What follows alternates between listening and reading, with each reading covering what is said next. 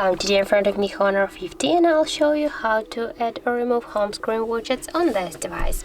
So first you should hold for a while your screen with your finger, or for example you can slide with your two fingers at the same time to the center, and here you will see the widgets icon.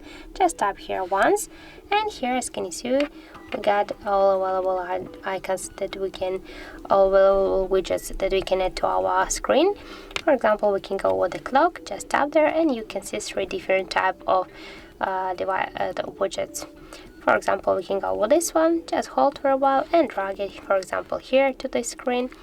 Now, just as can you see, we can move this widget between the screens. Also, we can create a new screen with this widget. And if you want, you can add here one more widget by the same time.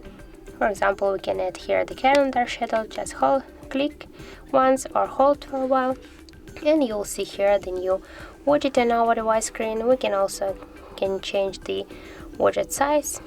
We can make it smaller or bigger, and by the same way you can just move it here on our screen. And if you want to just remove that, just hold for a while and click here to remove and confirm to remove again. And that's it, that's how it looks. Thank you guys for watching, and if you found this video helpful, don't forget to leave a like, comment and to subscribe our channel.